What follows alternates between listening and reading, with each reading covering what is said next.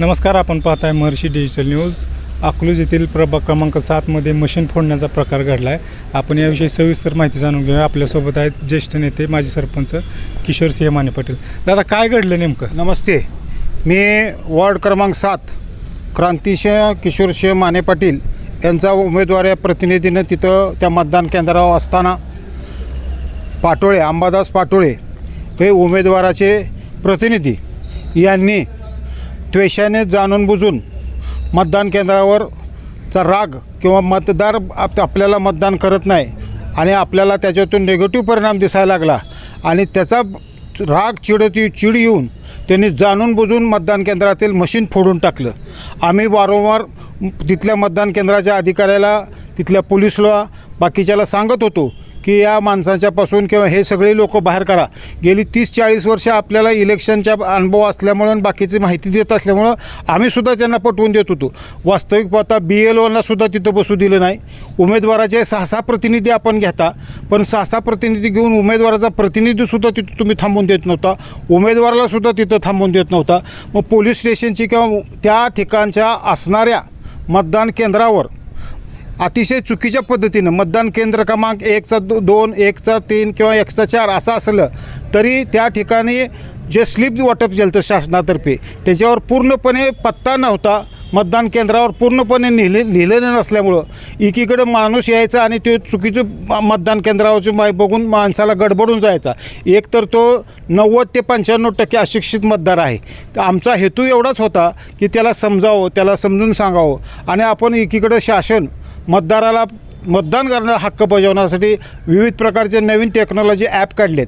ॲपमध्ये सगळ्यात मोठी चूक कुठली असेल तर त्या ॲपमध्ये जुनी मतदार यादी आहे मोठी, त्या जुन्या मतदार यादीचा क्रमांक निघतो आणि आत्ता चालू ज्या मतदान केंद्र आहेत, मतदान क्रमांक 7/1, 7/2, 7/3 ह्याचे जे नंबर आहेत ते वेगळे आहेत. वास्तविक पाहता ज्या ॲपमध्ये नंबर दिल्यानंतर जे मतदार यादी केंद्र क्रमांकाला जे नंबर आहेत तेच नंबर मिळायला पाहिजे होते. अशा अनेक चुटा, अनेक दुरुस्ती किंवा अनेक करण्याची काळाची गरज आहे आणि असं जाणून बुजून करण्याचा हेतू आणि प्रत्यक्षात आम्ही पाहिलं तर सरकार आपण म्हणतो अकलूजला दहशत आहे म्हणतो. आत्ताच आपल्या सगळ्या नागरिकांना मला आव्हान करायचं आहे, ज्या लोकांची आत्ता दहशत म्हणजे मतदान केंद्रात जाऊन मतदानचं मशीन फोडण्याची इथपर्यंत मजल जाते, अशी दहशत महत्त्वाची आहे का अकलूजबद्दल विनाकारण भाऊ केलेली दहशत.